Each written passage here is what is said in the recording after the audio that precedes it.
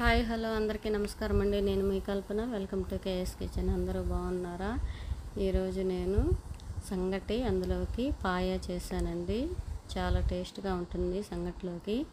మీరు ఇలా ట్రై చేయండి. చూసారు ఎంత బాగుందో. 12 కాళ్ళు తీసుకున్నానండి. ఇలా కట్ చేసుకున్న తర్వాత ఇవి శుభ్రంగా పసుపు వేసి కడిగి పెట్టేశాను. ఇవి బాగా చాకుతో కూడా గీకేసానండి. ఇందులోకి 1 స్పూను అల్లం వెల్లుల్లి పేస్టు, కొద్దిగా ఉప్పు, 1 స్పూన్ పసుపు, 2 స్పూన్ల కారం వేసుకున్నాను. కొద్దిగా 1 స్పూన్ ఆయిల్ కూడా వేసుకోవాలండి. 2 రెమ్మల కరివేపాకు కూడా వేసుకున్నాను. మొత్తం ఇలా కలిపేయాలి. ఇలా మ్యారినేట్ చేసి పెట్టాలండి. ఇది పక్కన పెట్టేసుకున్నాము. దీనికి 4 టమాటాలు, 4 ఆనియన్స్ తీసుకున్నానండి. ఇలాగా కొంచెం పెద్ద సైజుగా కట్ చేసి పెట్టుకోవాలి. ఇలా చేసేసుకున్నానండి. దీన్ని మిక్సీ వేసుకుందాము.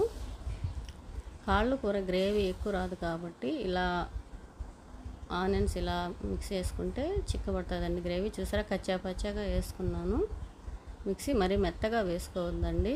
ఇలా కచ్చాపచ్చాగా వేసుకోండి. ఇదే విధంగా టమోటాలు కూడా వేసేసుకున్నాను. పక్కన పెట్టేద్దాము. స్టవ్ వెలిగించుకొని కుక్కర్ పెట్టేసుకున్నాను. కుక్కర్లో అయితే ఇవి బాగా మెత్తగా ఉడుకుతాయండి. ఈ కాళ్ళు 3 మొగ్గ, 3 దాల్చిన చెక్క, 2 బిర్యానీ ఆకు వేసుకున్నాను. ఈ అల్లం ఆనియన్ పేస్ట్ ఇందులో వేసేసుకున్నాను. ఇవి బాగా బ్రౌన్ కలర్లో రావాలండి. వచ్చింది. ఇప్పుడు ఇందులో 2 రెమ్మల కరివేపాకు కూడా వేసేసుకున్నాను. ఇది కూడా మొత్తం ఇలా బాగా వేగిన తర్వాత 3 స్పూన్లు అల్లం వెల్లుల్లి పేస్ట్ వేసుకుంటున్నానండి.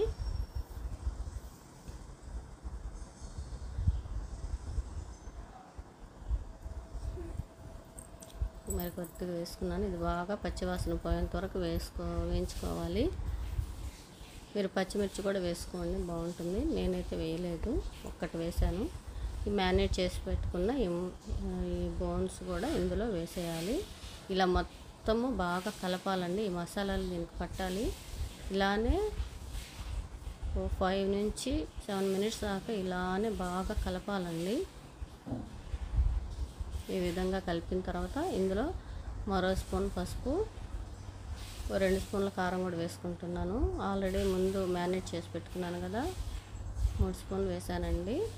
ఇది మొత్తం మరలా బాగా వేగాలి. 5 మినిట్స్ వేగింది. ఇప్పుడు ఇందులో ఈ టమాటా ప్యూరీ వేసుకున్నాను. ఇది కూడా మొత్తం బాగా 5 మినిట్స్ వేగాలండి. పచ్చివాసన పోవాలి. ఇది వేగింది. ఇప్పుడు ఇందులో వాటర్ పోసుకుంటున్నాను. వాటర్ కాస్త ఎక్కువ పోసుకోండి, ఎందుకంటే ఎక్కువ విజిల్ పెట్టుకుంటాం. బాగా ఉడుకుతుంది కాబట్టి వాటర్ అంతా ఇంకిపోతాయి. ఈ విధంగా మొత్తం కలిపేసేసుకోవాలి.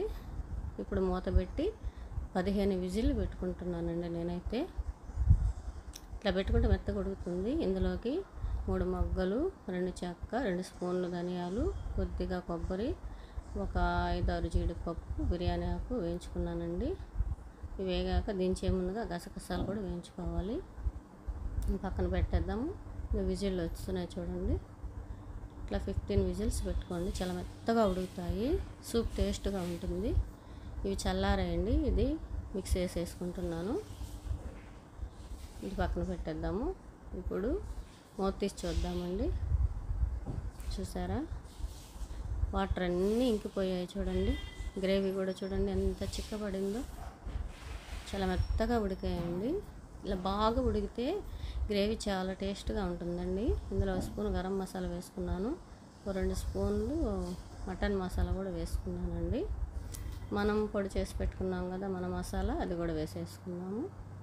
ఇట్లా మూత పెట్టకుండా ఇది ఒక 5 మినిట్స్ ఇలానే ఉడకబెడదామండి. గ్రేవీ చూడండి ఎంత చిక్కబడిందో.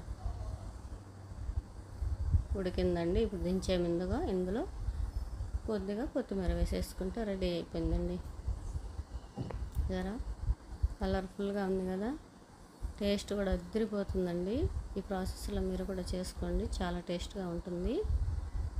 చూడండి ఎంత చక్కగా వచ్చిందో. ఇందులోకి నేను సంగటి కూడా చేశాను. చాలా బాగుంటుందండి ఈ 2 కాంబినేషన్లో. పాయ చాలా హెల్దీ కూడా. సంగటి కానీ పాయ కానీ పాత రోజుల్లో ఇలాంటి వంటలు చేసుకొని తినేవాళ్ళు కాబట్టి అంత హెల్దీగా ఉండేవాళ్ళండి మన అమ్మమ్మల తాతయ్యలు. చూసారా, చాలా ఏమీ ఉంది కదా. ఇంతేనండి, అయిపోయింది. చాలా సింపుల్. నా వంట మీకు నచ్చినట్లయితే లైక్ చేయండి, షేర్ చేయండి, సబ్స్క్రైబ్ చేసుకోండి. Thank you. బాయ్.